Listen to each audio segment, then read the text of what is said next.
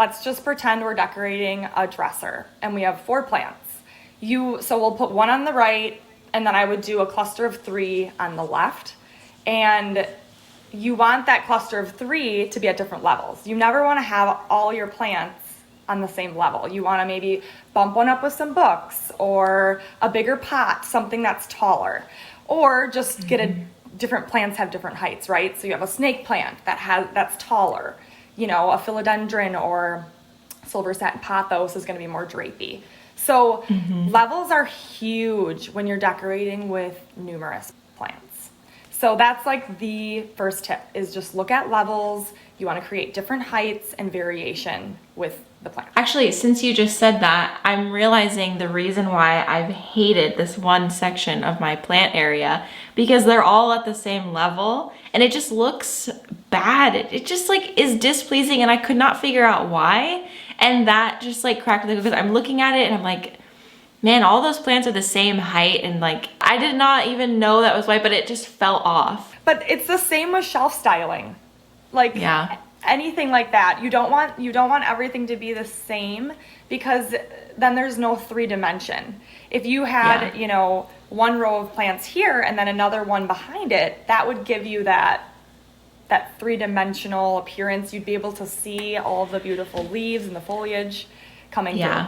Wow. Okay, so, and then texture variation. Oh my gosh, my mind is blown. Like, you just cracked the code. So texture variation, so different plants next to each other. Yeah, so I mean, that's obviously another tip, variation and different textures, especially if you're decorating with more than one plant, obviously. So you don't want to have all the same looking plants and leaves, which most plants do have some differentiation in their leaves. But you never want to have the same next to each other. So, for example, I don't know, like you want to have your silver satin pothos next to a Hoya carnosa. They have very different leaves and textures next to each other. Would be beautiful. And then like an air plant maybe in front, because again, an air plant's got that really soft green tone to it. So you just want to incorporate, groupings that are different texturally and visually with their leaves. Look at you. Just like, okay, I'm going to take over. Talking about leaf texture? Yeah, leaf texture, exactly. Okay, I'm going to implement that in that little area, like move some things around and see if that fixes this weird feeling that I had about the spot. I'll keep you updated too. And that's the fun of it too. It's like play around. Now that like use those tips, use those words, and then just play around with your space, and you may just end up loving it. It's really hard not to overcrowd when you are plant people like us, because I sometimes struggle with that. If you want to have a room that you designate to overcrowding, because I have one in the winter, nobody goes in there because it looks like a mess. But for the main space where you have people, where you have guests, don't overcrowd. You want things to look purposefully placed, and of course covering, the words that we were going over, levels, texture, organization. You want things to look like they were meant to be there and they have a spot. Not this huge cluster mess of plants like I have in my back room in the winter. We don't show anybody that room because it is not designed well, let's just say that. And then I always say, like I mentioned in the beginning of this video, if there's a window, there should be a plant. That is something that I tell clients. Even if you are not a really good plant mom, even a fake plant, a good fake plant, I don't care, but it brings in greenery, and I feel like it just makes the world of a difference. For example, we just finished our basement, and there's no natural light down there. And I had it all decorated without any fake plants or real ones. Obviously can't have any real ones down there. And I'm like, it's not finished. Something's off. There's no greenery down here. So I marched my little happy butt to the store, and I found a couple really kind of real looking fake plants. And once I put those down there, I'm like, holy crap, like this is what it was missing. So anyway, if you have a window, have a real plant, because you can. And if you don't, implement a fake one. Fake air plants look really real. On a shelf and things like that.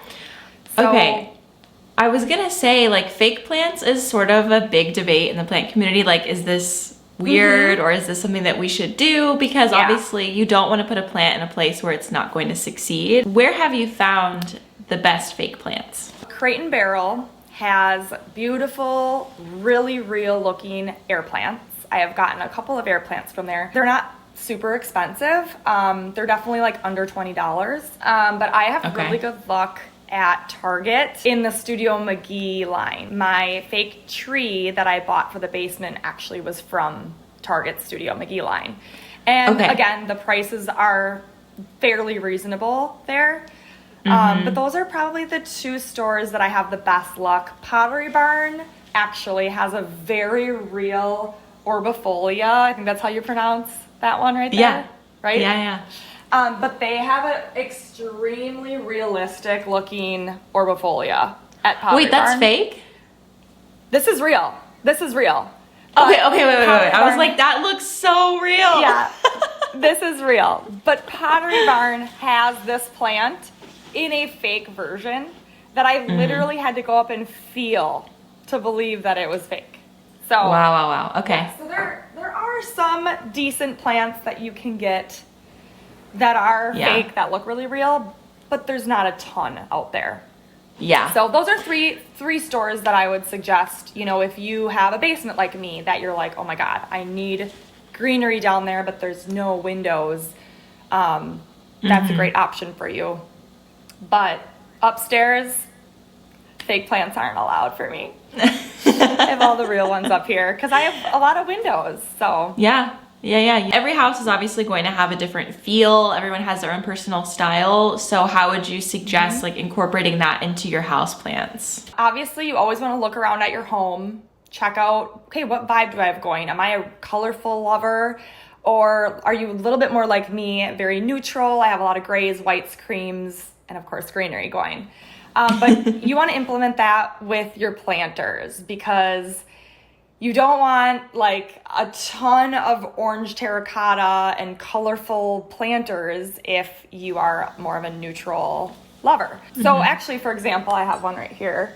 White terracotta pots are very in now, and same with brown. And so I like to implement a lot of the white terracotta and the brown terracotta throughout my home because it just goes with my overall vibe a little bit better.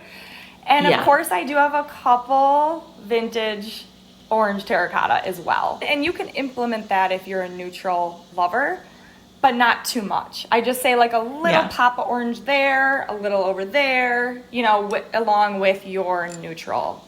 If you're a colorful person, terracotta all the way. Like I love a good orange terracotta.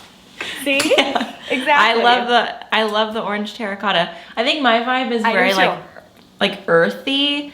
So like earthy neutrals, like greens and browns and oranges. I think that's what I'm realizing is my like color palette, which has taken a long time to figure out. That's what I like. And I love orange terracotta too. So I do try to put little pops of it throughout. As well as mix. I have some white planters. I have some cement ones, the gray like cement. Again, just kind of look around at your overall style because the planter matters. That's half of it, you know, because you want everything to flow. And if you want to implement, you know, a bunch of different planters, just try to do like every other, you know, don't have all the same color next to each other. That's another issue with this space that I'm thinking of. It's all terracotta. And I was like, if that, oh my gosh, I'm like getting the ick. There really is no right or wrong. I'm just giving you the tips and tricks that I kind of follow when I style my own home with my plants. If you throw in, like switch out a couple of those terracottas with, you know, the white or the brown terracotta or some cement pots or whatever, you probably have a whole mess of planters in your stash that you can kind of switch things out with. I have so many. I have like a whole stack over there, different colors and variations. I mean, when you are starting out, I'm thinking about myself because this is very new to me to even like think about my plants stylistically in my home. Styling. And I was just like, plants, I love them, all of them. And then it occurred to me like, I want it to look nice because like I like my spaces to look put together and, you know.